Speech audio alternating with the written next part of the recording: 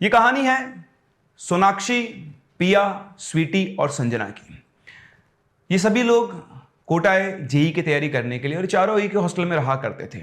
इनमें जो सबसे ज़्यादा क्लोज थे वो थे पिया और सोनाक्षी, क्योंकि ये दोनों जब आए थे तो इनके साथ साथ इनके पेरेंट्स भी थे और ये आपस में मिले थे। जो पिया के पेरेंट्स थे उन्होंने सोनाक्षी की एडमिशन की प्रोसेस के दौरान बहुत हेल्प की थी, तो इन दोनों के फैमिलीज के में थोड़ा एक दो दिन साथ में रहे थे तो अच्छा बॉन्डिंग बन गया था। और दूसरा क्या होता है, जब कोटा बच्चे आते हैं तो अपना घर छोड़ के पहली बार आते हैं, ठीक है, तो किसी ना किसी का साथ चाहिए होता है। तो जाने से पहले पिया की मम्मी ने सोनाक्षी से कहा कि बेटा इसे ना अकेले सोने की आदत नहीं है, तो कुछ दिन तुम इसके रूम में इसके साथ सोना। तो इनका जो हॉस्टल था उसमें पिया और सोनाक्षी का रूम आमने सामने था, बगल में एक और रूम था और आगे जाकर कॉरिडोर में ही स्वीटी और संजना, जिनकी और दो दोस्त थी, उनका रूम था। पिया और सोनाक्षी इन दोनों का बैच भी सेम था, तो ये दोनों ही साथ में क्लासेस जाया करते थे। और जैसा कि उसकी मदर ने कहा था कि भाई तुम पिया के साथ सोना, तो जब से ये लोग हॉस्टल में शिफ्ट हुए थे सोनाक्षी कभी भी अपने रूम में नहीं सोई। इनको करीबन 20-25 दिन हो चुके थे, ये पिया के साथ ही उसके रूम में सोया करती थी। और आप जानते हैं जब ये रूम पार्टनर्स बन जाते हैं तो बॉन्डिंग और ज़्यादा अच्छी हो जाती है। अब घर वाले तो इनको छोड़ के जा चुके थे क्लासेस वगैरह इनकी शुरू हो गई थी, लेकिन शुरुआत में क्या होता है ना, बिल्कुल चिल माहौल होता है। अच्छा, पहली बार अब आप घर से बाहर निकले हो, हॉस्टल में हो, है ना, फुल फ्रीडम होती है, घर वालों को प्रेशर नहीं होता है।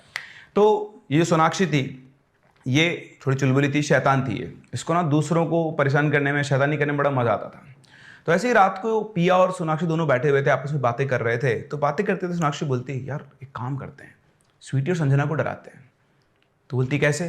बोल तू मेरे साथ चल, हम चलेंगे और उनका गेट नॉक करके भाग जाएंगे। तो उन्होंने क्या किया, रात के करीबन 1 या 1:30 बज रहे थे, वो चुपचाप से धीरे धीरे दबे पाँव गए, उन्होंने दोनों का गेट नॉक किया एक साथ और भाग के वापस अपने रूम में आके बैठ गए। अगले दिन सुबह उठे तो सुबह उठ के दोनों उनके पास पहुंचे और उनसे बोलते हैं कि यार रात को ना किसी ने हमारा गेट नॉक किया। तो उन्होंने बोला हाँ यार, रात को करीबन 1-1:30 बजे के आसपास हमारा भी किसी ने गेट नॉक किया था। तो ये इंश्योर कर लिया उन्होंने कि वो दोनों ये ना सोचें कि इन दोनों ने ये काम किया है। अब पहली रात जब प्लान सक्सेसफुल हुआ तो सोनाक्षी के दिमाग में थोड़ा अलग लेवल आया। उसने क्या किया, यूट्यूब से एक पायल के बजने की आवाज़, है ना, जो कि आप समझते हैं हॉरर मूवीज़ में भी आती है, वो डाउनलोड कर ली। और अब नेक्स्ट लेवल था, और रात को वापस से पहुंची दोनों के दोनों फ्रेंड्स 2 बजे के आसपास। उन्होंने अपना फ़ोन चालू किया तो उसमें पायल की आवाज़ आ रही चलने की, और जैसी आवाज़ है उन्होंने उनका गेट नॉक किया। और इसके बाद वो पायल की आवाज़ को लेकर, अब आप समझें, आप रात को सो रहे हैं या बैठे हुए हैं, पढ़ रहे हैं, जो भी कर रहे हैं, आपके गेट के बाहर पायल के चलने और गेट नॉक करे तो क्या आप गेट खोलोगे? नहीं ना। तो उन दोनों ने भी गेट नहीं खोला, ये आराम से गेट नॉक करके आके अपने रूम में सो गए। और सुबह उठ के वापस से इन्होंने उनसे यही कहा कि यार कल रात को ना किसी के पायल पहन के चलने की आवाज़ आई। तो बोलती हाँ यार, हम दोनों को भी आ रही थी और उन्होंने हमारा गेट नॉक किया। तो इस तरह से ऑलमोस्ट हर दिन वो उन दोनों को परेशान करते थे। लेकिन चोरी कब तक छुपेगी? एक दिन ये सब बैठे हुए थे और ऐसे ही स्वीटी जो थी वो सोनाक्षी का फोन चेक कर रही थी। उसने देखा कि उसके फोन, अच्छा ये क्या करते थे ना, एक जना नॉक करता था और दूसरा वीडियो बनाता था, तो वीडियोस उसके अंदर पड़े हुए थे। तो स्वीटी ने वो वीडियोस देख लिए और उसका उसने बोला अच्छा तो तुम लोग थे जो हम लोग को डराया करते थे। और उस दिन के बाद से इनकी ये वाली जो शरारत थी वो खत्म हो चुकी थी। तो अब जैसा मैंने आपको बताया कि सोनाक्षी जब से आई थी तब से वो अपने रूम में नहीं सोई थी। वो दिन में जाती थी, अपनी बुक्स वगैरह लेती थी और वापस कोचिंग वगैरह जाने के बाद पिया के रूम में ही साथ में रहा करती थी। अब पिया भी सेटल हो चुकी थी, तो उस दिन सोनाक्षी ने कहा कि यार देख, अब आई थिंक तू आराम से अपने रूम में रह सकती है, अब मैं अपने रूम में शिफ्ट हो रही हूँ। तो उसने बोला हाँ कोई दिक्कत नहीं है, पर हम पढ़ेंगे तो साथ में ही। तो बोलते हैं हाँ पढ़ हम साथ में लेंगे, लेकिन अब मैं सोने अपने रूम में ही जाया करूँगी। तो बोला ठीक है। तो उस दिन पढ़ाई वढ़ाई खत्म करके कोचिंग से आने के बाद ये लोग रात को करीबन 1 बजे के आसपास सोनाक्षी जो है अपने रूम में आई। तो आज पहली बार वो अपने रूम में सोने आई थी और अपना सामान वामान रख के, बुक्स वगैरह रख के वो अपने बेड पे सोई। और जैसे बेड पे वो लेटी, उससे बेड में से इतनी गंदी और तेज बदबू आई, जैसे कोई मरे हुए जानवर की बदबू होती है ना, बहुत गंदी बदबू आ रही थी उसको। वो लेटते ही वापस उठ गई। उसने देखा तो रूम में और कहीं बदबू नहीं थी, उस बेड के ऊपर बहुत ही गंदी बदबू आ रही थी। वो फटाफट से वापस पिया के पास गई और उसको बुला के लेकर आई। बोली यार देख, मेरे बेड में ना बहुत गंदी बदबू आ रही है और मैं ऐसी बदबू में इस पर कैसे सोऊंगी। तो पिया ने भी चेक किया तो वाकई में उसके बेड पर बदबू आ रही थी। तो फिर से उस रात वो वापस से पिया के रूम पे हुई। तो पिया ने उससे बोला कि यार एक काम करना, तू कल वार्डन को बोल के तेरा बेड चेंज करवा लेना, तो स्मेल वगैरह का इशू हो जाएगा, फिर वापस आ जाना। बोलती हाँ यार यही करना पड़ेगा। तो अगले दिन सुबह होते ही वो वार्डन के पास गई। वार्डन से उसने बोला कि मेरे बेड पे इस तरह से बदबू आ रही है। तो आई वार्डन की, बदबू कैसे आ सकती है? उसने आया, चेक करवाया, उसने अच्छे चारों कोने सूंघे बेड के, बोली कहाँ आ रही बदबू। इधर सोनाक्षी ने भी चेक किया तो वाकई में उसके बेड पे कोई बदबू नहीं थी।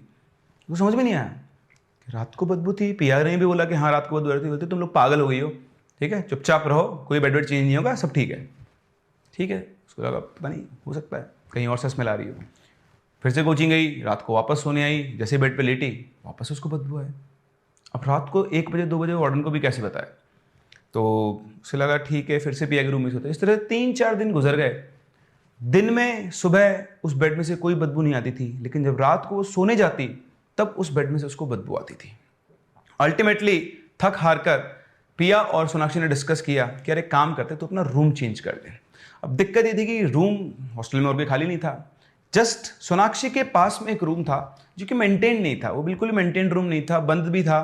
और उन्होंने देखा तो थोड़ा अजीब सा ही वो रूम था। तो पिया ने बोला तो ये वाला रूम क्यों ले लेती है पास वाला। तो बोलती है यार ये रूम कुछ अजीब सा है, बिल्कुल खंडर सा लगता है, मेंटेन भी नहीं है, कभी खुलता भी नहीं है। तो बोलती तो पागल है क्या, डर रही है, हम दूसरों को डराते हैं तो खुद डर रही है। बोलती नहीं नहीं मैं डर नहीं रही हूँ, लेकिन पता नहीं क्यों रूम अजीब सा लग रहा है। तो बोलती कुछ अजीब सा नहीं है, कम से कम इस तरह से उसमें बदबू तो नहीं आएगी। उसको भी लगा, उसने सोचा थोड़ी देर, फिर बोलती हाँ यार ठीक है, यहाँ तो वरना मैं कभी सो ही नहीं पाऊंगी, तेरे रूम पे मेरा डेरा डला रहेगा। तो नेक्स्ट डे वो गई वार्डन के पास, उससे बोला कि आप मेरा रूम चेंज कर दो।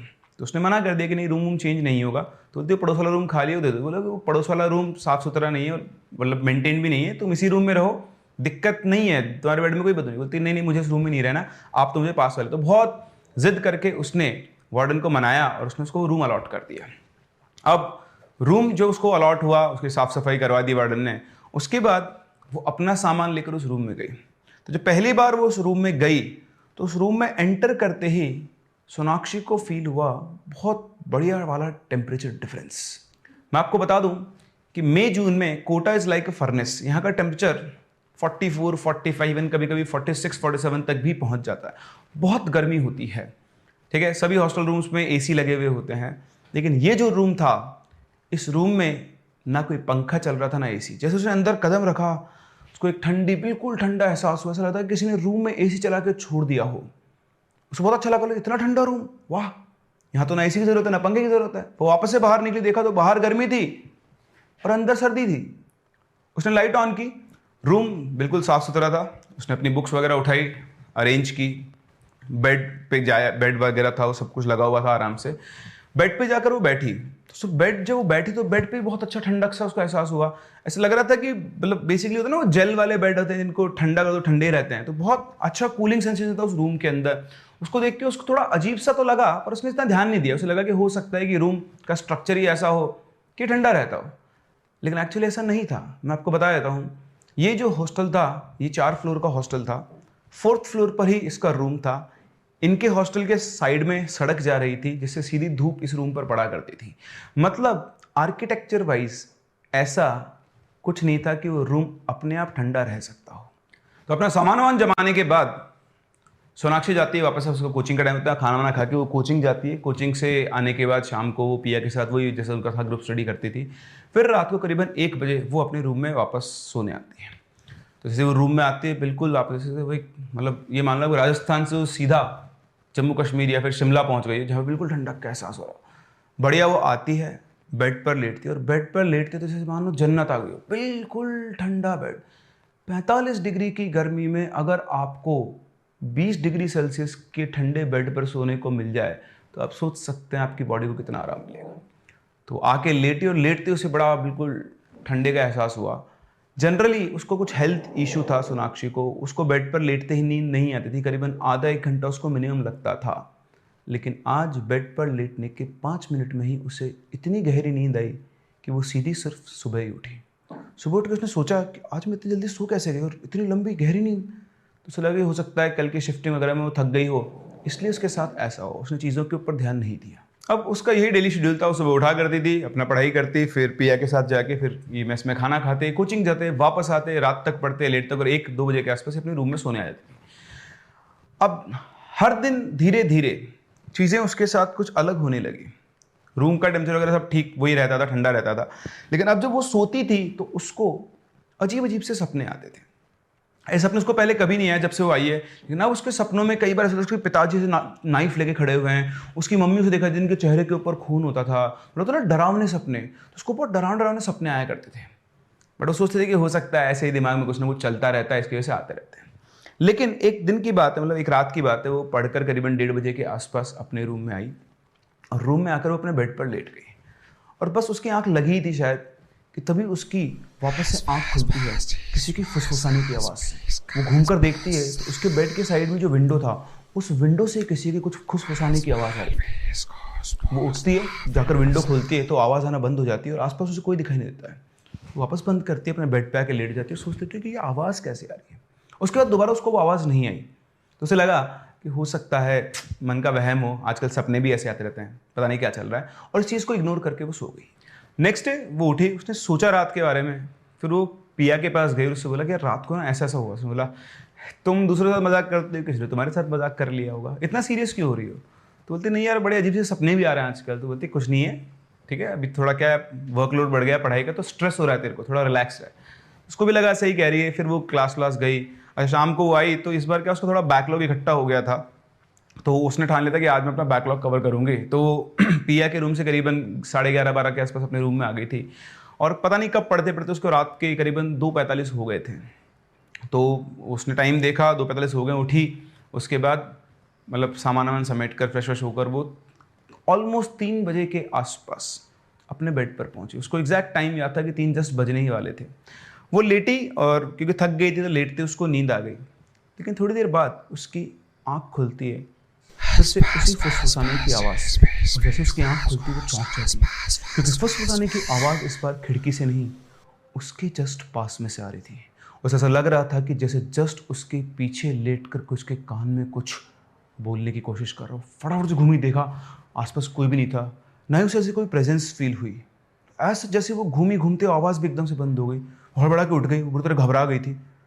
उसने पूरा रूम चेक किया, विंडो खोली, गेट खोला, आसपास गैलरी में चेक किया। हिम्मत वाली थी, कोई और होता तो शायद गेट खोलने की हिम्मत नहीं करता, लेकिन उसे लग रहा था कि कोई ना कोई उससे मजाक कर रहा है। बट ये कैसे पॉसिबल है?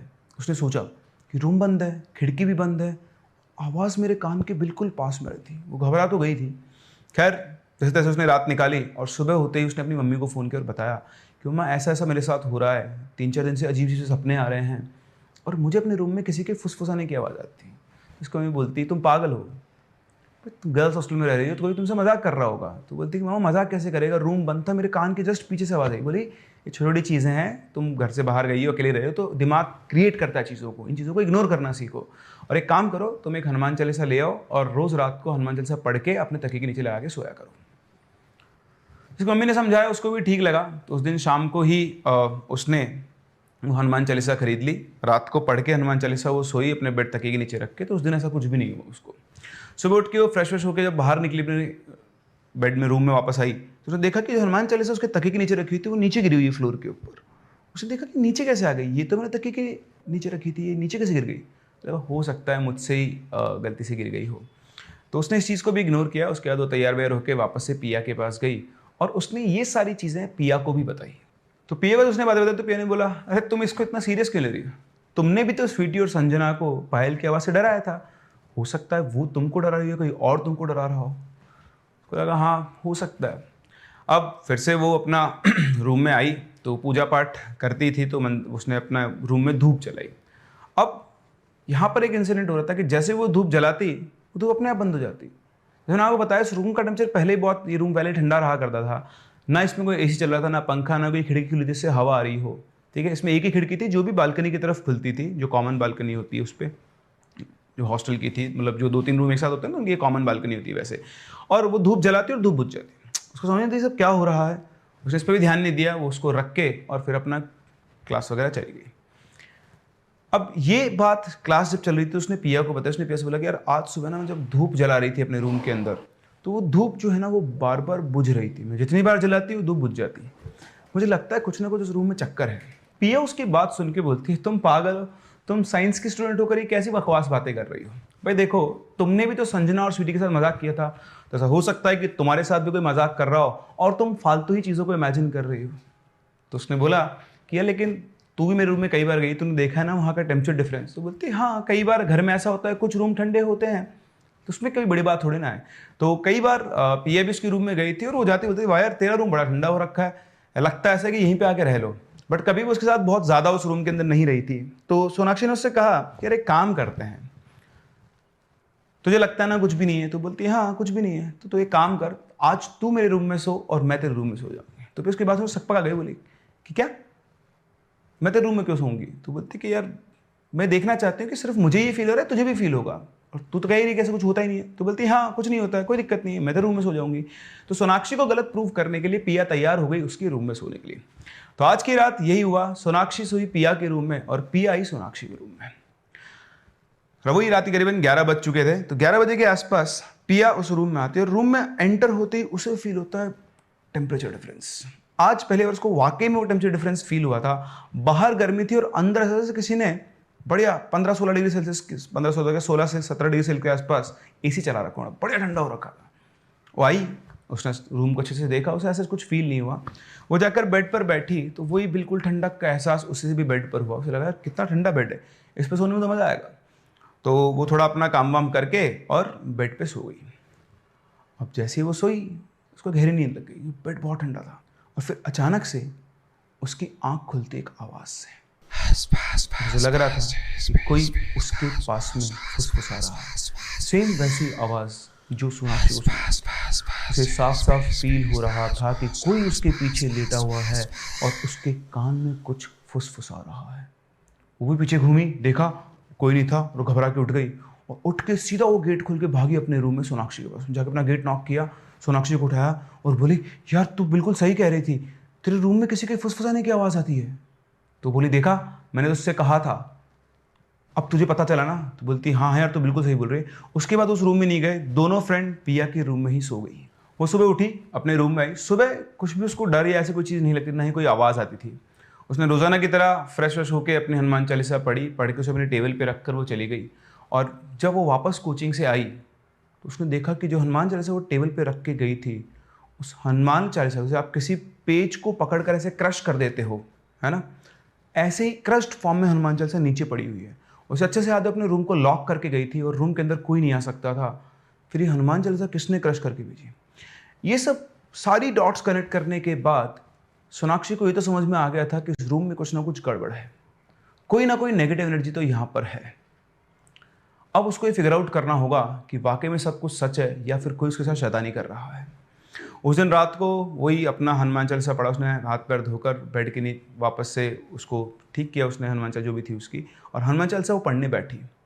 अब वो हनुमान चालीसा पढ़ रही थी तो पढ़ते पढ़ते उसके शब्द जो थे ना वो जंबल होते। तो जैसे वो हनुमान चालीसा की लाइन बोलती तो लाइन के जो वर्ड्स इधर उधर भाग रहे थे, मतलब जो बोलना था वो नहीं बोल के वो कुछ और बोल रही थी। ऐसा लग रहा था कि कोई ज़बरदस्ती उसके मुंह से वर्ड्स को जंबल करवा रहा है। जब उससे हनुमान चालीसा नहीं पढ़ी गई तो उसने अपने फ़ोन के अंदर हनुमान चालीसा चलाई, तब जाके सब कुछ शांत हुआ। उसके बाद वो अपने बेड पर सोने गई और सोने के लिए उसने क्या किया, अपना तकिया एक कान पे रखा और अपना दूसरा कान गद्दे के नीचे गद्दे पे दबा दिया ताकि उसको बाहर से कोई आवाज़ नहीं आए। वो लेटी हुई थी, उसको नींद नहीं आ रही थी और फिर उसको उस गद्दे में से आवाज़ आ रही थी, वही फुसफुसाहट की आवाज़, कोई गद्दे में से कुछ बोलना चाह रहा हो। गद्दे से अपना कान हटाती, आवाज़ गायब, फिर लगाती, फिर से आवाज़। लेकिन वो घबरा नहीं रही थी इस बार, उसको बहुत विश्वास था अपने ऊपर भी और हनुमान जी चालीसा के ऊपर भी। तो बस वो सोचे जा रही थी कि क्या चल रहा है, क्या चल रहा है, ऐसी क्या चीज़ है, क्या नहीं है, कहाँ फंस गई हूँ मैं आके, बहुत परेशान सी हो रही हूँ। फिर उसका ख्याल आया उसको पिया का कि यार मैंने पिया को भी यहाँ पे सुला दिया, कहीं उसके साथ कोई गड़बड़ ना हो जाए। मेरे पास तो फिर भी हनुमान चालीसा है, वो तो भगवान में भी नहीं मानती है इतना, और उसने कुछ प्रिकॉशन भी नहीं लिए कहीं उसके साथ कुछ गलत ना हो।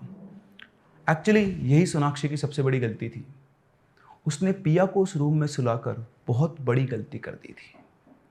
वो सुबह उठी, पिया के पास गई और उसने उससे पूछा तो ठीक है? तो उसने बोला हाँ मैं बिल्कुल ठीक हूँ। लेकिन एक्चुअली पिया ठीक नहीं थी।